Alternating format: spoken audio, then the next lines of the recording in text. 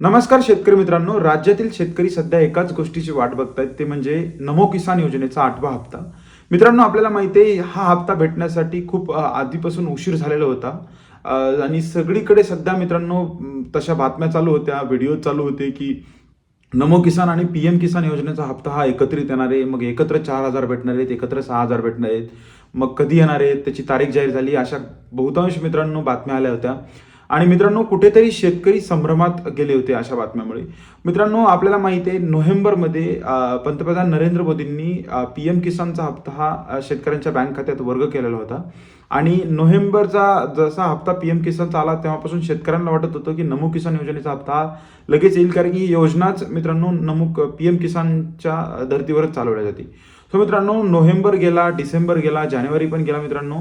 आणि त्यानंतर मित्रांनो नगर परिषद नगरपंचायतीच्या निवडणुकीच्या वेळेस मित्रांनो याची प्रक्रिया देखील सुरू करण्यात आलेली होती, ज्यामध्ये मित्रांनो FTO जनरेट करणे, त्याच्या याद्या वगैरे असतात ते सगळं करणे. आणि तेव्हा मित्रांनो निधीची म्हणजे मागणी पण करण्यात आली होती राज्य सरकारला. तशी कृषी विभागाने माहिती पण दिलेली होती मित्रांनो. पण मित्रांनो, आपल्याला माहीत असेल की पीएम किसान योजनेतून मित्रांनो जवळजवळ 2,48,000 एवढे लाभार्थी कमी करण्यात आलेले होते. पहिल्यांदा मित्रांनो 92,48,000 एवढे लाभार्थी होते. आणि नंतर मित्रांनो 90 लाख जवळजवळ 42-43,000 एवढे लाभार्थी यामध्ये पात्र आहेत नमो किसान योजनेसाठी. सो मित्रांनो, आता सगळ्यात महत्त्वाचा अपडेट ह्या व्हिडिओच्या माध्यमातून आपण बघणार आहे, ते म्हणजे हा हप्ता मित्रांनो आपल्याला नेमका कधी भेटणार आहे. तर मित्रांनो, आता जिल्हा परिषद पंचायत समितीच्या निवडणुका आपल्याला माहिती आहे जाहीर झालेल्या आहेत. आणि ह्या जिल्हा परिषद पंचायत समितीच्या निवडणुकीच्या तोंडावर मित्रांनो राज्य सरकार हे पैसे वितरित करणार आहे. आणि याचं एक महत्त्वाचं अपडेट आलेलं आहे.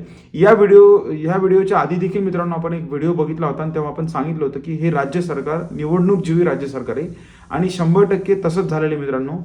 हे जे नगरपंचायत म्हणजे नगरपंचायत निवडणुका होता तेव्हा जो निधी मागवला होता मित्रांनो, तो निधी मागवल्यानंतर त्याला मित्रांनो आता मान्यता देण्यात आलेली राज्य सरकारकडून.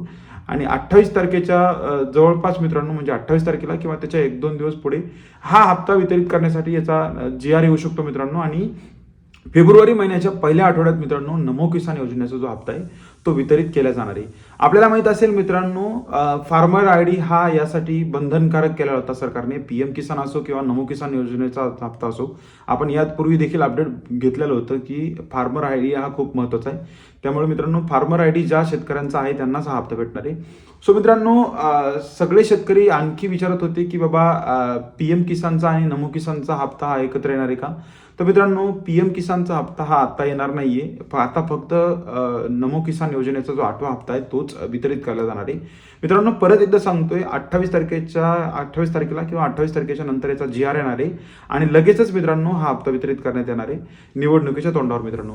आता मित्रांनो, आपल्याला माहिती आहे केंद्र सरकारचं जे बजेट असतं ते बजेट मित्रांनो 1 फेब्रुवारीपासून मांडण्यात येणार आहे. आणि मित्रांनो, हे बजेट मांडल्यानंतर फेब्रुवारी महिन्यातच, म्हणजे फेब्रुवारी महिन्याच्या 4थ्या आठवड्यात मित्रांनो पीएम किसान योजनेचा हप्ता देखील हा वितरित करण्यात येणार आहे.